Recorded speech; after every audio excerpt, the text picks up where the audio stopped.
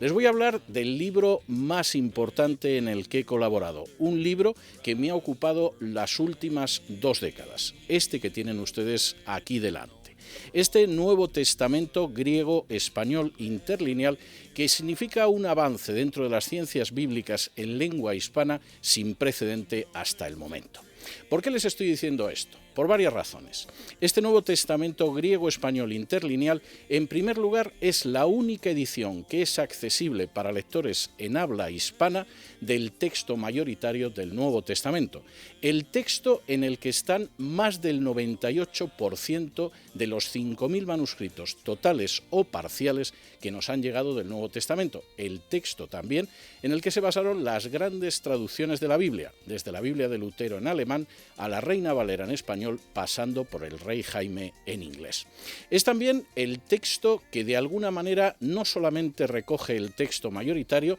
sino también las variantes de otros manuscritos, y en ese sentido no tiene paralelo con ninguna obra editada en español, en otras lenguas avanzadas y ni siquiera en inglés. Y por supuesto, por si todo esto fuera poco, en ese Nuevo Testamento griego-español interlineal van a encontrar ustedes una serie de anotaciones que les permitirán llegar al sentido profundo de las palabras en que escribieron los autores del Nuevo Testamento. Permítanme que les dé algunos ejemplos de las docenas que se acumulan en sus páginas. No solamente es que van a poder ustedes contemplar las variantes textuales que explican las diferencias de algunas traducciones de la Biblia en español y en otras lenguas modernas, sino que también van a poder ustedes entender a fondo cómo en algunos casos se ha llegado a errores doctrinales simplemente porque no se conocía bien el texto griego del Nuevo Testamento.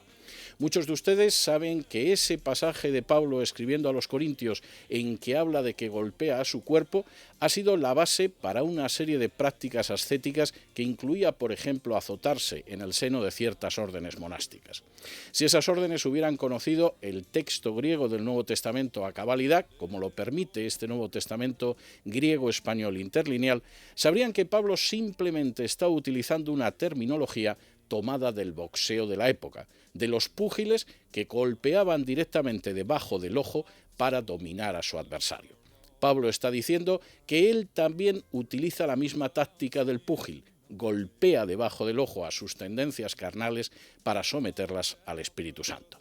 Permítanme que les dé otro ejemplo más. Durante mucho tiempo se ha enseñado en algunas comunidades eclesiales que efectivamente lo que se ata en la tierra es atado en el cielo. Cualquiera que acceda al texto griego que está recogido precisamente en este Nuevo Testamento griego-español interlineal verá que no es eso lo que dice el texto griego. El texto griego lo que dice es que cuando se ata algo en la tierra, lo que sucede es que ya ha sido atado en el cielo, y cuando se desata algo en la tierra, mediante la predicación del Evangelio, también se ha desatado previamente en el cielo, simplemente porque el tiempo verbal en el que aparece es el aoristo griego, un tiempo que no tiene equivalente exacto en español.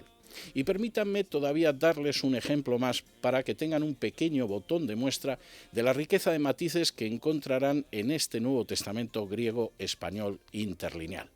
Cuando Pablo habla de cómo los pecados han sido borrados en su epístola a los Colosenses y han sido borrados cuando Cristo los clavó en el madero de la cruz, Pablo utiliza un término que viene del lenguaje mercantil. En el lenguaje mercantil de la época en que se escribió el Nuevo Testamento existían 2 términos para hablar de la forma en que se condonaba una deuda.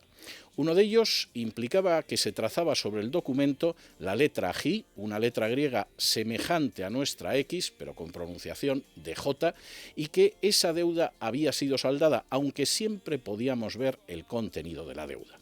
Otro término, por el contrario, indicaba que se raspaba sobre el documento para poder escribir encima de él de nuevo. Pues bien, esa es la palabra que Pablo utiliza en Colosenses, tal y como aparece en este Nuevo Testamento griego-español interlineal. Lo que Jesús hizo no fue simplemente trazar una nota sobre la deuda que sigue viéndose, sino borrarla totalmente para que se pueda escribir de nuevo.